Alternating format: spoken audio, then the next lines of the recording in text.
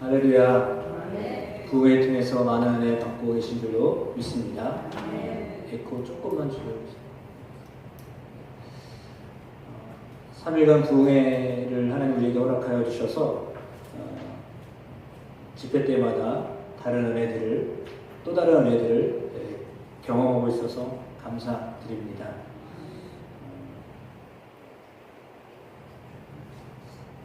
광고처럼 해야 될 것 같아요. 저녁에 또 못 오실 분들이 계실 것 같아서 3일간 부흥회를 허락하신 하나님께 감사드리고, 또 3일 동안 우리에게 좋은 강사 목사님이 보내주신 것에 대하여 감사드립니다.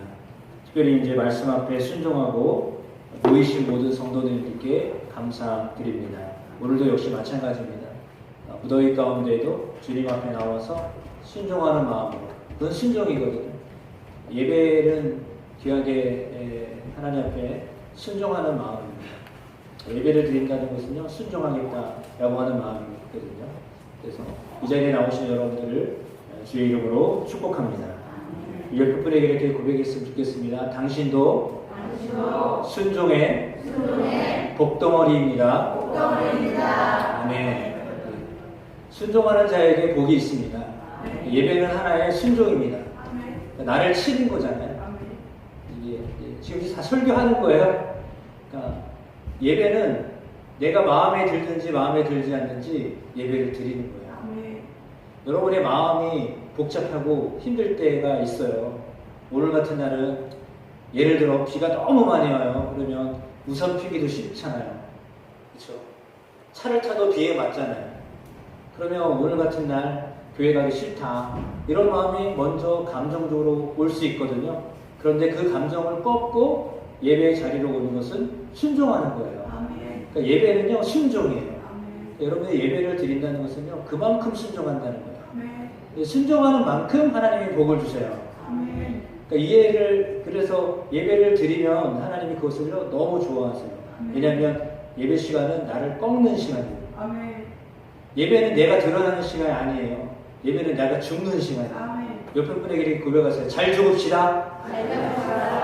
뒤에 분하고도 고백하겠습니다. 잘 죽읍시다. 예배는요, 내가 죽는 거예요. 내가 죽어야 주님이 역사하세요. 내가 안 죽으면 주님이 역사를 안 하세요. 그런데 예배는 나를 치는 거예요. 나를 쳐서 그렇게 하는 거예요. 만약에 예를 들어서 지금 부흥회를 하는데 식사를 섬겨주신 세 분의 우리 권사님, 집사님이 계세요. 간식을 제공하시는 분이 계세요. 숙소를 제공하시는 분이 계세요. 제가 이걸 중고에 안 내요. 그 이유는 다른 분도 하고 싶었는데 선착순에 늦어서 못 하신 거예요. 이분들은 제일 빨리 뭐 하겠다고 하셔가지고 하신 분들인데, 그렇다고 그분들의 이름을 여기다 적어봐요. 그러면 그거는 사실은 덕이 또 안 돼요. 그러니까 뭐 우리 이완 목사님 기도하신 대로 뭐 알게 모르게 하시는 분도 있잖아요. 여러분이 모르는 일을 하는 분도 있어요. 제가 말할 수 없는 일을 하시는 분도 계셔요.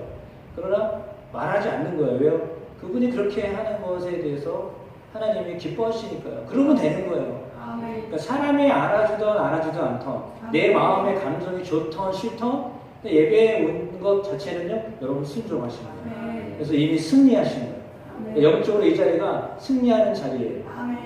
예배의 자리를 지키는 것은요, 하나님 정말 기뻐하시는 거예요. 그러나 그럼에도 불구하고 기도하고 또 찬양으로, 반주로, 특성으로, 이번 부흥회는 또 안 하던 특성을 또 선교예배로 넣어가지고 첫째 날은 두 분이 나와서 하셨는데, 그래서 저는 잘했다고 생각해요. 왜냐하면 순종하셨기 때문에. 한 분이 나와서도 순종하셨으니까 하나님이 그것을 기뻐하시는 거예요. 그러니까 순종한 사람은 하나님이 기뻐하세요. 식사와 간식으로 숙소로 섬겨주신 분들, 그리고 무엇보다도 이 모든 예배가 하나님과 동행하는 복이 있는 예배가 되시기를 축복합니다. 오늘도 여러분이 예배를 드린 것은요, 사실은 다른 게 복이 아니라 예배를 드릴 수 있다는 것이 복이에요. 하나님이 강하게 역사하실 수 있는 자리잖아요. 적어도 이 시간만큼은 강제적으로라도 여러분의 귀가 열려있기 때문에 목사가 말씀을 잘하든 못하든 그냥 들어야 되잖아요.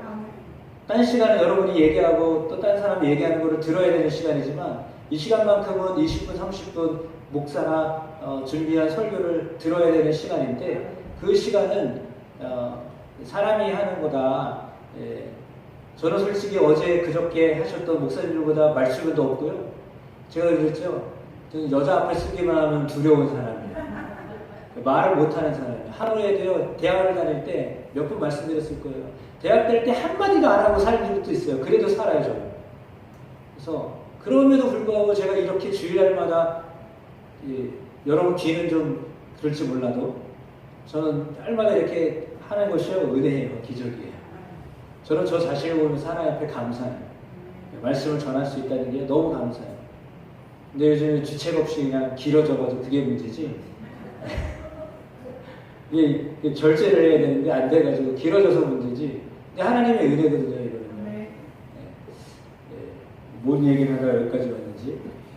아무튼 그렇습니다. 여러분 부흥회를 통해서 또 오늘 예배를 통해서요, 여러분 귀가 열려지게 되시기를 축복합니다. 어제 말씀이 그거였잖아요. 여러분 귀가 열릴 것이다. 말씀에 귀가 열려지는 것이요, 은혜입니다. 그래서 어떤 사람은 조용히 얘기하는 것도요, 귀담아 들을 수 있는 사람이 있는가 하면은요, 옆에서 오래 소리 질러도요, 너는 떠들어라, 나는 모른다. 이런 사람이 있어요. 근데 하나님의 말씀은 실상은요, 세미하게 여러분 마음에 두들기세요. 강력한 어떤 지진이나 어떤 불, 여기에도 하나님이 임하시지만 조용하게 세미한 음성으로요, 여러분의 마음에 두들기세요. 그 말씀을 들으실 줄 알아야 돼요. 그래서 그 말씀에 순종하시면 하나님의 은혜를 받게 될 줄로 믿습니다. 이미 여러분은 지금 은혜의 자리에 들어와 계십니다. 복습을 하자면 38년 된 병자를 고치셨던 예수님 우리가 배웠습니다. 예수님은 어떤 분이냐? 긴 병도 고치실 수 있는 분이십니다. 왜냐하면 예수님은 죽은 나사로도 살리셨던 분이시기 때문입니다. 요한복음을 지금 강의하기 때문에 나중에 또 나오겠지만 38년 된 오래된 불치병자도요, 예수님이 고치시려고 하셨어요. 그리고 실제로 고쳐주셨어요. 이 사람이 행동이 있어요. 고침을 받은 게 중요하지 않고요. 이렇게 말해서 죄송하지만 고침을 받은 게 중요하지 않고요. 고침을 받은 다음에 행동이 중요해요. 내가 어떤 기적을 경험하는 거 중요해요. 그러나 그 기적을 행한 다음에 그의 행동이 중요해요. 내가 부자가 된 거 중요해요. 그러나 부자가 된 다음에 행동이 더 중요해요. 내가 사람이 없다가 사람이 옆에 붙어가지고 생활하는 게 너무 좋아요. 그러나 그것보다 더 중요한 게 있어요. 사람이 많지만 그 다음 행동이 중요해요. 뭐냐면 38년 된 병자는요, 고침받은 다음에 곧장 성전으로 찾아가요. 그래서 예수님을 다시 만나요. 거기서 예수님이 어떤 분인지를 정확하게 알아가요. 예수님은 사람들이 몰라도 역사하세요. 그러니까 여러분이 예수님을 몰라도 예수님이 여러분에게 필요하면 여러분에게 기적도 행하세요. 내가 원하지 않아도요, 하나님이 역사하세요. 그러니까 내가 원하든 원하지 않든 주님이 내 필요를 더 잘 아시기 때문에 주님이 역사하세요. 그러니까 내가 원하든 원하지 않든 주님이 전적으로 주님의 주권으로 여러분 안에 일하실 수 있는 분이 예수님이랍니다. 그런데 이 사람은 그 예수님을 알아봤어요. 그리고 그 예수님을 붙잡고 찬양하고 그 예수님 앞에 더 이상 내가 죄짓지 않겠습니다. 이런 고백을 하며 살았다라고 하는 거죠. 그래서 사실은 은혜 받은 다음이 중요한 거예요. 은혜 받을 때는 좋아요. 근데 은혜 받은 다음에 여러분의 행동이 어떤 거냐? 늘 주님을 찾으셔야 돼요. 그때 너무 좋았는데, 작년에 너무 좋았는데, 올해 또 그거를, 물론 좋은 마음이에요. 그러나 그 다음이 중요한 거예요. 그 다음이 중요해요. 여러분, 부흥회 통해서 은혜를 계속 받으시는데, 은혜 받는 것 중요합니다. 근데 은혜를 받으셔야 됩니다. 은혜를 받아야 사모함이 생기기 때문에. 그래서 은혜를 사모하는 마음으로 하나님 앞에 나오셨으니까 하나님 또 은혜를 더하실 줄로 믿습니다. 지난주는 우리가 오병이어 표적에 대해서 같이 배웠습니다. 한 어린아이의 도시락 하나를 받으셔서 하나님 앞에 감사하며 하나님을 찬양했을 때 하나님이 기적을 경험하게 하셨습니다. 우리 이수자 권사님, 아니 기복성 권사님 고개 떨어질까봐 지금 굉장히 신경 써요. 지금 목 디스크 생길까봐. 네, 잊어버렸네. 죄송합니다. 졸개하는 내가 잘못이지 좋은 분은 잘못이 없어요. 오병이어의 기적을 행하셨는데 그 결론은 뭐냐면 내가 너희의 생명의 떡이다 라고 하는 말씀이에요. 예수님을 먹으셔야 돼요. 예수님은 말씀이시거든요. 어떤 분은 열심히 봉사하세요. 어떤 분은 열심히 찬양하세요. 어떤 분은 열심히 기도하세요. 근데 말씀이 없어요. 잘 보세요. 진짜 어떤 사람은 충성을 다해요. 근데 말씀이 없어요. 어떤 사람은 기도를 열심히 해요. 근데 기도는 열심히 하는데 삶을 보면 말씀의 열매가 별로 안 보여요. 말씀이 없어서 그래요. 여러분이 예수 그리스도는 말씀이세요. 성령도 말씀이에요. 그 말씀을 사모하고 말씀이 여러분 안에 이렇게 장착되어 있어야 돼요. 밥은 늘상 먹는 거잖아요. 근데 밥 안 먹으면 어떻게 되죠? 밥 안 먹으면 죽는 거예요. 아니, 밥 안 먹으면 죽는 거는 분명히 아는데 생명의 양식 대신 예수 그리스도의 말씀을 먹는 거에 대해서는 별로 신경을 안 써요. 안 먹어도 산다. 왜? 육체가 살고 있기 때문에. 근데 여러분의 영은 하나님의 말씀을 먹을 때 살찌우고 사는 거예요. 근데 그 말씀이 없으면 사는 게 아니에요. 사는 게 아니라고요. 그러니까 예를 들면 이럴 거예요. 어떤 사람은 물만 먹고 살아요. 급으로 따지면 그런 거예요. 어떤 사람은 날마다 물만 먹고 살거든요. 그래도 살아요.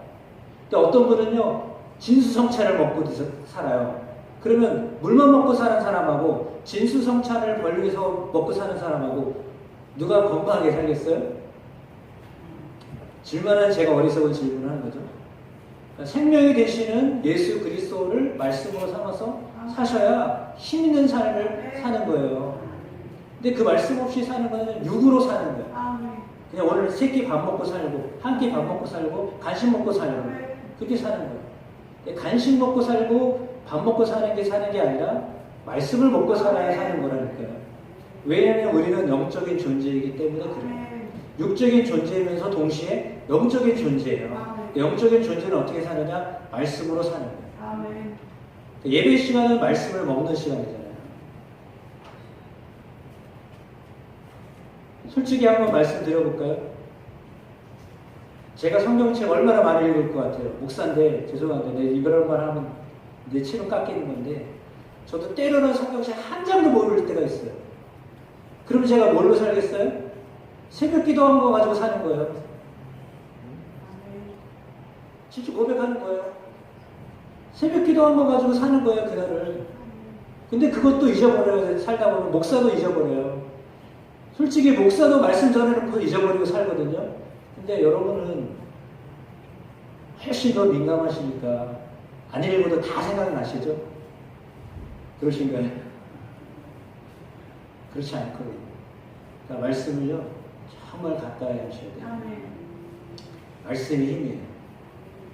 그 말씀이 있을 때 성령의 역사하시고 그 말씀 안에 성령이 함께 역사하시고 그 은혜가 여러분 가운데 있게 되시기를 축복합니다. 오늘 말씀은 바다에서 일어난 일이죠. 갈릴리 바다, 호수, 디베라라고 불려지는 호수예요. 바다예요. 오늘 성경에는 바다라고 기록했어요. 바다인데 해수면이 낮아요. 밑에 옆으로 이렇게 사방 다 둘러싸여 있잖아요. 그런데 밑에 있단 말이에요. 그래가지고 바람이 불어요.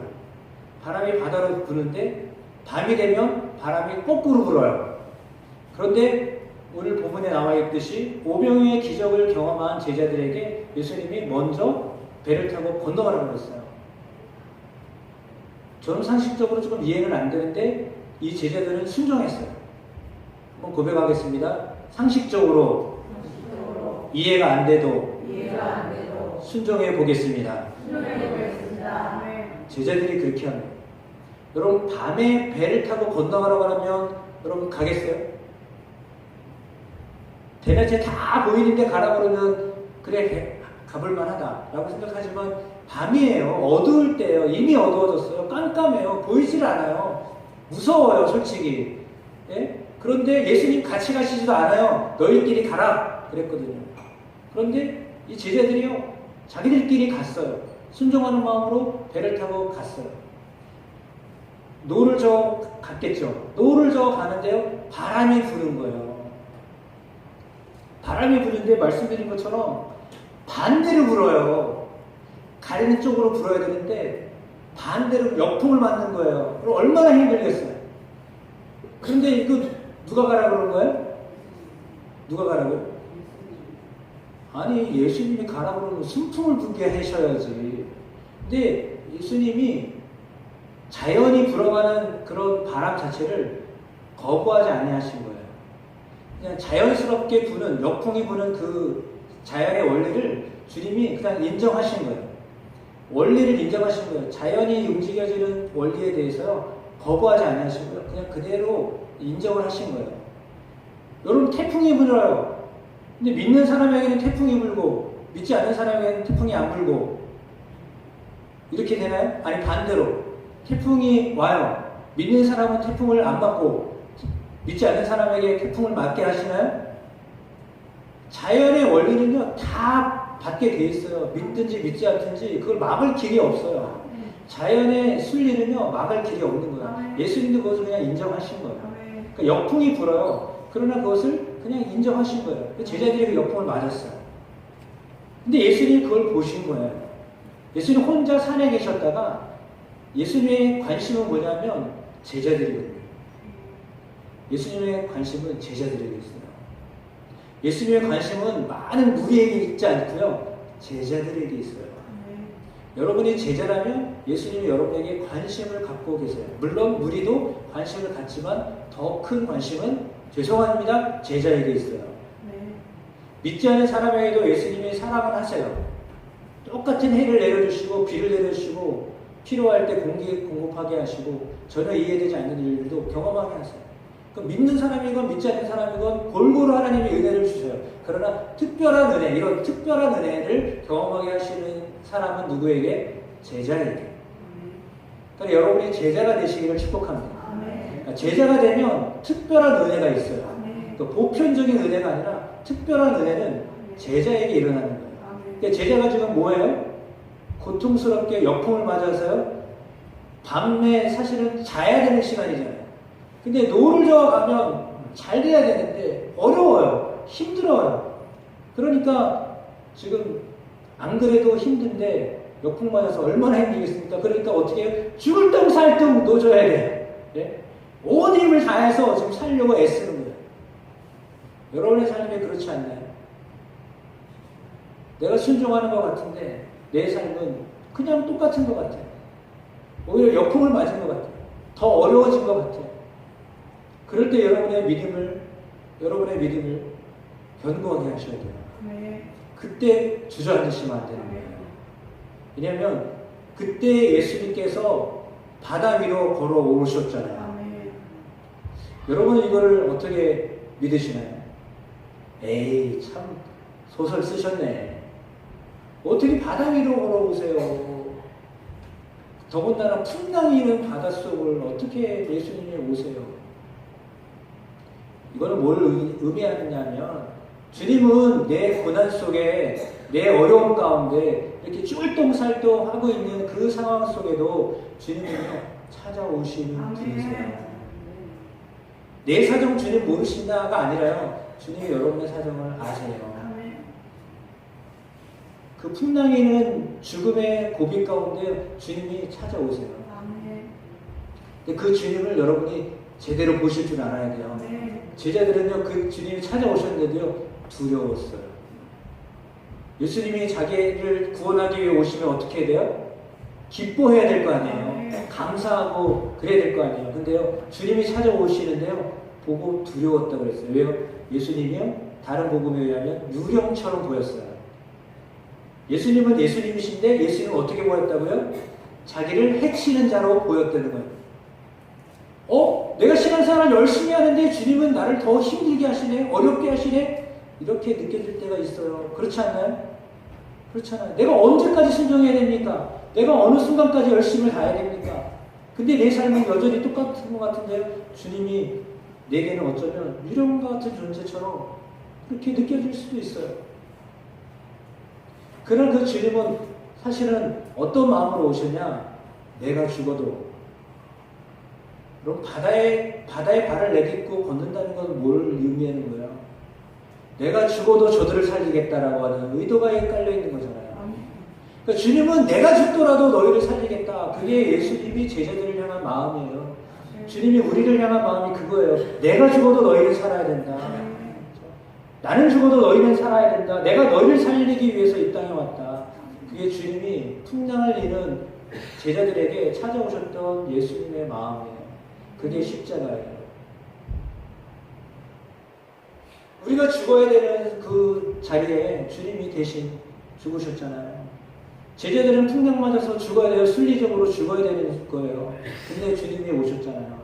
그래서 그들과 함께 하셔서 건너편으로 가게 하셨잖아요. 살게 하셨잖아요.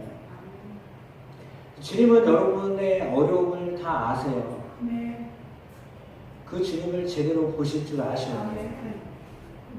그러면 주님이 말씀하세요. 나이니 두려워하지 말아라. 여러분 두려워하지 마십시오. 어떤 어려움이 와도요. 주님을 믿으세요. 주님이 믿으시면 잠잠케 하십니다. 문제를 해결하여 주십니다. 주님을 믿으셔야 돼요. 환경을 보시지 마시고요. 매번 말씀드리는 말씀이지만 환경을 보지 마세요. 생각을 해보세요. 다 아둥바둥 막 지금 물 퍼내야 되죠. 노를 져야 되죠. 돛을 막 어떻게 해야 되죠. 12명의 제자들이 혼비백산했을 거예요. 각각 막 정신이 없어가지고 어떻게 해야 될지를 모르는 거예요. 그런 상황에도 주님이 찾아오신 거예요. 여러분의 그런 복잡하고 해결할 수 없는 상황 속에 주님이 찾아오셔요. 그리고 말씀하세요. 두려워하지 말아라. 내가 지켜보고 있다. 내가 너희와 함께 한다. 라고 말씀하세요. 여러분들이 힘든 상황에 놓였을 때 오늘 이 말씀이 떠오르는 은혜가 있게 되시기를 축복합니다. 그래서 바다 위를 걸어오셨던 예수님, 자기 몸을 던져서 우리를 사랑하셨던 예수님, 그 예수님이 우리를 살리세요. 여러분을 살리세요.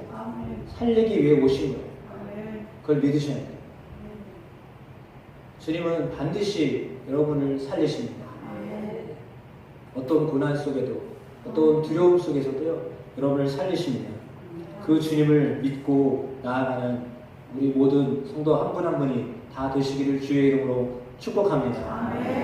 말씀을 들으면 여러분의 마음에 어떤 생각이 듭니까? 그러셨대. 그럼 저들의 이야기고 나는 아직도 몰라. 우리 목사님도 못 알아주는데 어떻게 하나님이 알겠어? 저는 모를 수 있어요. 때로는 옆에 있는 아내와 남편이 모를 수 있고요. 처자식이 모를 수도 있어요. 그런 고민이 여러분 가운데 있기도 해요. 근데도 불구하고요. 하나님은 아세요. 하나님이 보고 계시다는 것을 믿으셔야 돼요. 그 믿음이 없으면 흔들리는 거예요. 마치 풍랑이 있는 속에 있는 제자들처럼 여러분 마음이 그냥 흔들리고 있는 거예요. 계속 흔들려서 요동을 치고 있는 거예요. 평안함이 없어요. 믿음을 가져도요. 평안함이 없어요. 그러나 주님이 나와 함께 하시다는 것을 믿는 순간에 그게 잠잠해지는 거예요. 환경이나 이런 것들 때문에 내가 요동치지 않아요.